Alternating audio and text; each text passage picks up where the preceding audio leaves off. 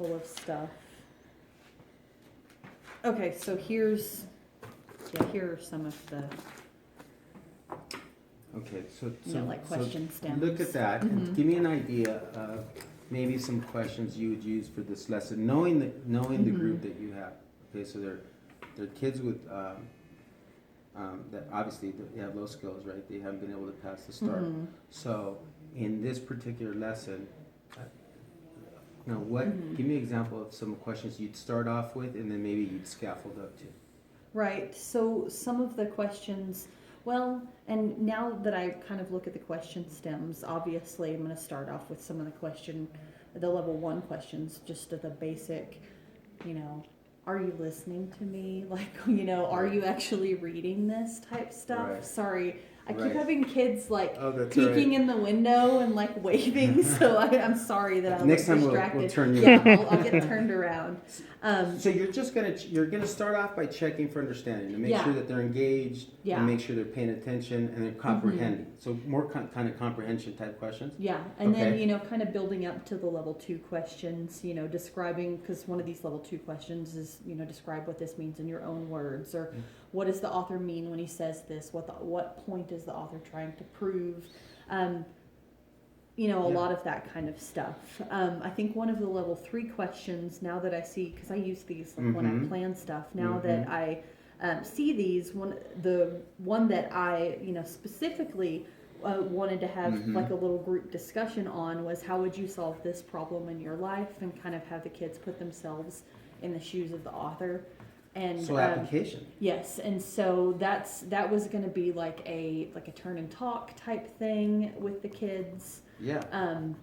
That was. I'm glad I pulled these out because it's kind of refreshing my memory of what I've got going on. So that was one of the things of put yourself in the author's shoes, and if you were in this situation, how would you have handled this? What would you have done? And that's a higher level thinking question, application. But what about? Do you ever, with this group, can you get to like compare, like critical, like analyzing parts of what's being read, or comparing and contrasting? Is that something that is common or uncommon with this group? It's this 6 weeks. It's been pretty common because, like I said, that comparing and contrasting is pretty much the entire purpose of the 6 weeks that we're in. Is taking 2 different pieces of text and comparing and contrasting them. So that's pretty much everything that we've been doing. And so we had to work our way up to it, obviously. But I think even with this group, we're there. And they do really well with it. Just like with everything when we're discussing it in class, they say some of the most amazing, brilliant things sometimes when we're in class. But it's really hard to get it to translate over into that test. And, that's a thing that I struggle with. And right. Well, good. What popped in my mind about... tell me about graphic organizers. Is there a certain method that the kids are now briefed on and they've been using all semester to be able to compare 2 different ideas and contrast 2 different ideas? Is there a certain... What kind of our, school-wide, or not school-wide, but just the language arts department standard for... Because on the STAR test, it's, they call it a paired passage, where you have a poem and a story, or an informational text, might be 2 informational texts paired together. It's just a Venn diagram for that comparing and contrasting. That's perfect. So and so the kids are used to using the Venn diagram. Oh, that's excellent. Yeah. And so it really allows you to get to the meat, maybe, of the questions, instead of getting caught up with how to process the comparing. Yes. Are all teachers doing the same thing in the English department, or is this a school-wide thing? I think, just from our PLC meetings, I don't think it was ever mandated that this is something that everybody needs to do, but I think it's just kind of the natural path that our department has taken. It's the simplest. Yeah.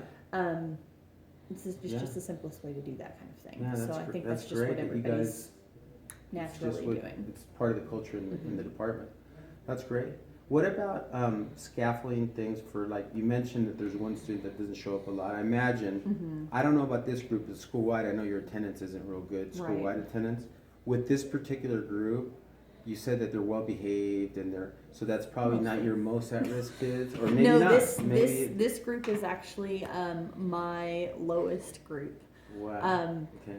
They're generally fairly well behaved most of the Gotcha. time.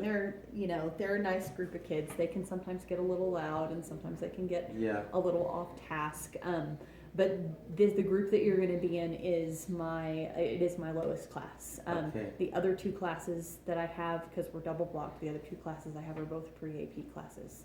Okay. And this is my only non. So these pre-AP kids are class. getting in trouble in the other classes. Would you say Mhm. that they're getting low grades? Is this that group, or are they? It's a mix. A few of them are, kids that don't get in trouble very often, Uh-huh. and then a couple of them are kids that, I would say that most of them, I don't think they get in trouble that often. Yeah.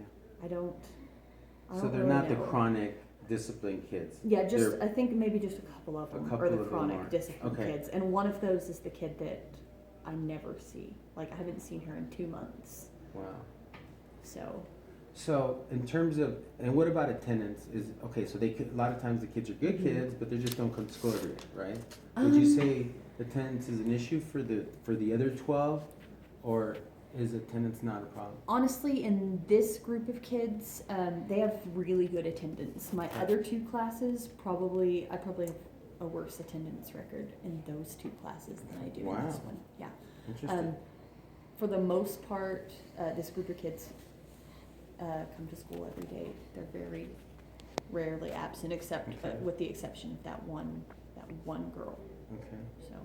All right. And the reason I was asking that is Mhm. because I really wanted to ask about a follow-up question, which is Mhm. about scaffolding to the kids that either have low skills or are infrequently in your class, and you're still trying to Mhm. find ways. There's gaps in their learning. They're not coming to school, and then there's some learning issues there. Mhm. And so, what kind of strategies do you use to try to scaffold them up so that they don't Yeah. just perpetually fall behind? And that's one thing with this group of kids that I'm still doing. In a reading class and in a school like this where, at least in my experience here, we have a really difficult time getting kids to do any kind of homework or any kind of reading outside of class. Because if I give them something to read, I lost it or, whatever. Most of the reading that we do is in class, but which is good because that's the thing that they struggle with the most. So a lot of times with this group of children, as part of that scaffolding, I read to them Yeah. because their fluency is It's not so good, bad. so they can't retain, they can't comprehend Yeah. what they're reading. Um, Very interesting. They do a much better job of comprehending when a fluent reader reads to them. So I try to model that for them. And a way that I kind of divide texts up when we read them in classes, Yeah. I like to start and then I will show them, here's how I would annotate this, here's how I would break apart and analyze it. And then I kind of divide the text into thirds if it works out that way. And then the second part of the text, they might partner read. And, sometimes I let them choose their own partners, and sometimes I'll choose, I'll match them up with kind of a lower Mhm. reader and someone who reads really well, so that Mhm. lower reader has that support from a peer instead of just listening to me. And then I usually like to have them finish off the text on their own because, I can't read to them on the Mhm. STAR test, and they still Mhm. need to have that independent Mhm. reading going on as well. What's interesting, it sounds like you're not letting the fact that their fluency is not good keep them from practicing and developing the higher order thinking skills, because by reading to them, you're able to get past the issue of fluency so they can get into comprehension, they can compare and contrast, you can start, it sounds to me. Yeah. And by pairing them up, you're scaffolding the lower learners with the higher